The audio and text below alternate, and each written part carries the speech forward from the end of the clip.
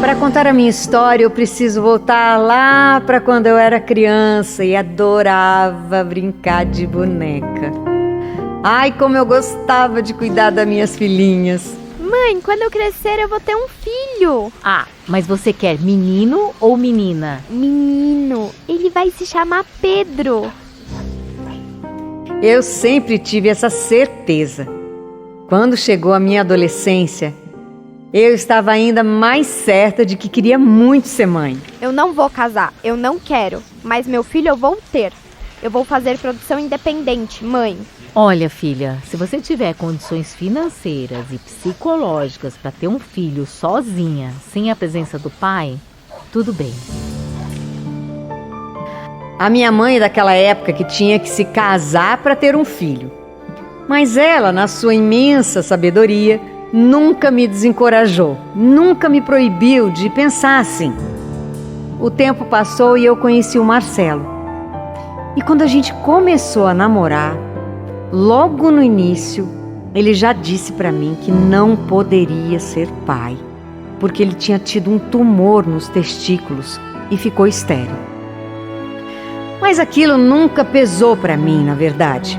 Nunca me passou pela cabeça em falar, não, eu não vou ficar com esse homem porque ele não vai realizar o meu sonho de ser mãe. Uma vez, falando sobre esse assunto, o Marcelo foi muito prático. Eu não posso ter um filho biológico, mas você pode. A gente faz inseminação artificial, amor. Não vai ser 100% nosso, mas vai ser 50% seu e eu vou criar como se fosse meu filho. Tá bom, amor, mas ainda tá cedo pra gente falar disso. E assim, o que eu não programei aconteceu. Eu casei com o Marcelo e a gente foi em busca do nosso sonho de construir uma família. Mas as coisas não foram tão fáceis assim. Não era só a questão da infertilidade dele que dificultava a minha gravidez. Logo de cara eu descobri que eu tinha um mioma muito grande. Aí eu fiquei preocupada, mas o médico me garantiu que eu não teria problemas para engravidar. Eu só teria que fazer uma cirurgia para retirar o mioma e esperar um pouco mais de tempo até poder fazer uma inseminação artificial. O médico que cuidava de mim é uma pessoa maravilhosa. Ele não ia cobrar nada para fazer a inseminação. Eu só ia ter que comprar o sêmen e ele faria um procedimento ali no consultório dele mesmo. Mas nada que está ruim que não possa piorar, não é, gente? Nesse meio tempo, eu descobri que eu tinha desenvolvido endometriose. E aí veio a bomba. A inseminação era um método simples e meu médico conseguiria fazer no consultório. Mas com o novo diagnóstico não era mais tão simples assim e não seria possível fazer lá. No meu caso, o indicado era fazer uma fertilização in vitro.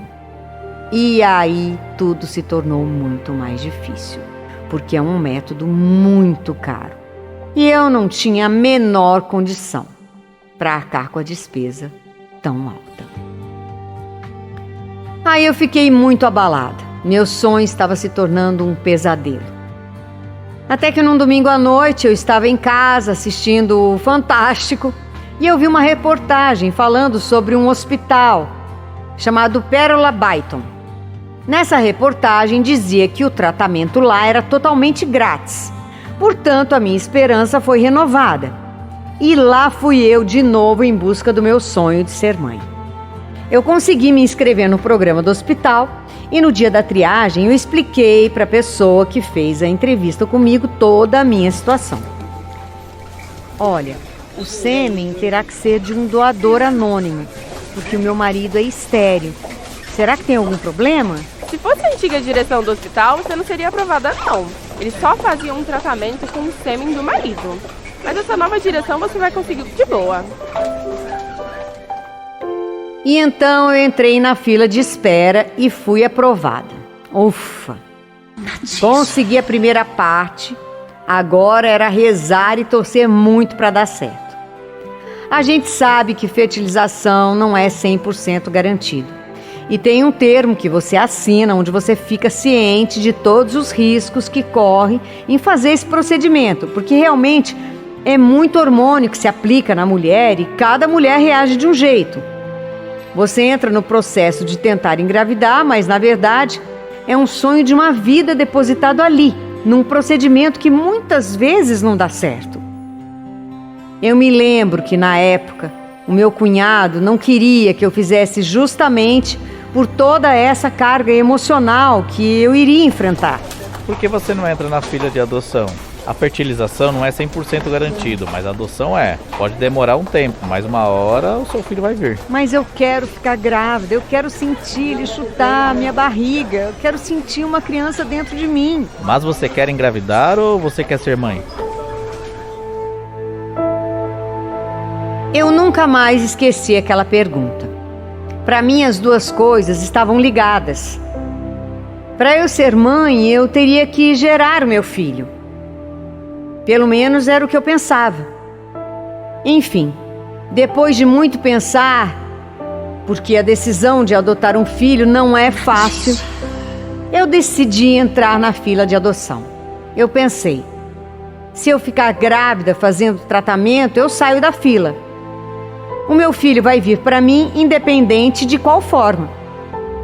Tudo no tempo de Deus. Ele sabe o que é melhor para minha família. E assim eu fiz as duas coisas ao mesmo tempo. Fiquei na fila de fertilização e na fila de adoção.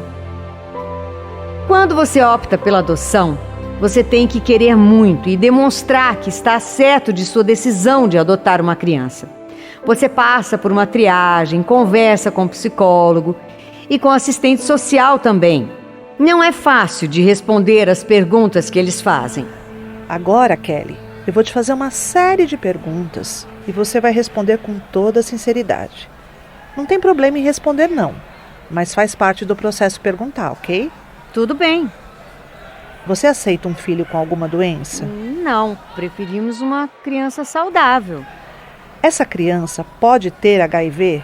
Não. Essa criança pode ter sido violentada, espancada? Eu saí de lá muito abalada por dizer não para todas aquelas perguntas. Para mim já estava tão difícil saber que eu não poderia gerar meu filho, então, mesmo adotado, eu queria que ele fosse 100% saudável. Resumindo, falei para a psicóloga, eu quero uma criança saudável, branca, porque eu e meu marido somos brancos e não vou escolher o sexo. Essa decisão não seria minha, e sim de Deus. No hospital, foram 3 anos de espera. Até que me chamaram e eu fui feliz fazer a minha tão sonhada fertilização in vitro. Só que a hora que eu cheguei lá, eu fui barrada, porque só poderia ser feita se fosse com o sêmen do meu marido. E aí o meu mundo desabou. Mas eu passei na triagem, eu disse que não poderia ser o dele. Por que vocês me deixaram 3 anos na fila esperando? Acho que na época, se eu tivesse processado o hospital, eu teria ganho, porque aquilo me abalou emocionalmente de um jeito. Eu sofri demais. Ninguém podia falar para mim que estava grávida, que eu chorava. Se eu visse uma mulher grávida, então, nossa, eu tinha uma crise de choro. Mas o tempo foi passando e eu fui entendendo que eu não poderia gerar o meu filho.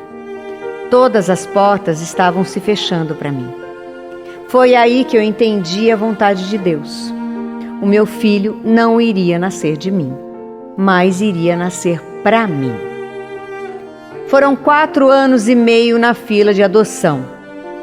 E no dia 11 de maio de 2008, uma quinta-feira, como se fosse hoje, eu lembro.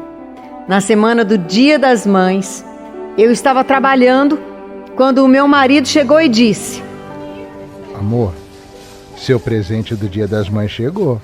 Quê? O Pedro nasceu. O fórum me ligou que tem um menino e ele é nosso filho. Ai, meu Deus, amor, você tá falando sério? Jura? Eu não acredito. Nem dá para explicar o que eu senti naquele momento.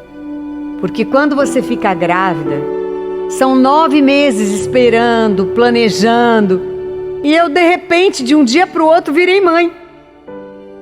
Na sexta-feira, conversamos com a assistente social, ficamos sabendo que era de fato um menino e que ele tinha 3 meses. Ficamos de buscar o Pedro somente na segunda. Passei o fim de semana inteiro meio em choque, sem saber como seria a minha vida dali para frente. Era um misto de sentimentos, medo, felicidade, pânico, sei lá, tudo ao mesmo tempo. Confesso que o encontro foi um pouco estranho. O Pedro chorava muito e eu, sem saber como agir, fiz umas compras às pressas, nada planejado.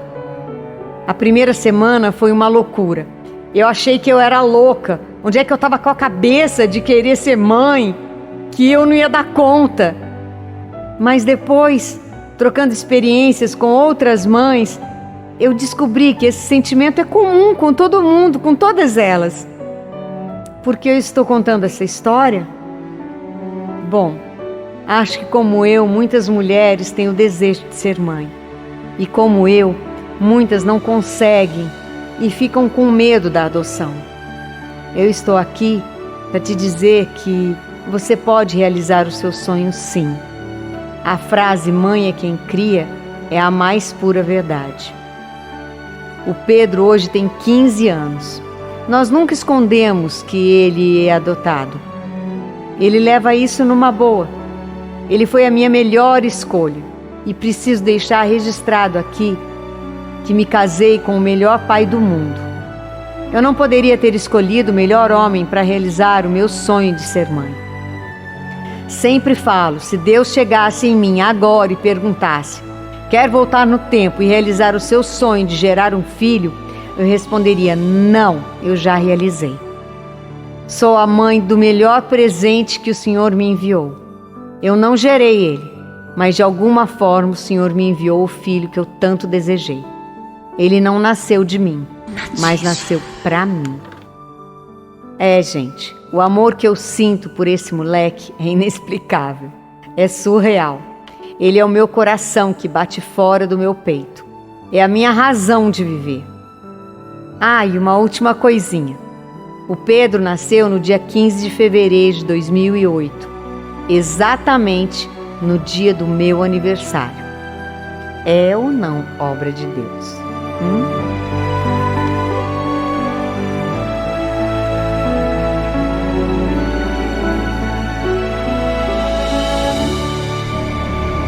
Aconteceu comigo.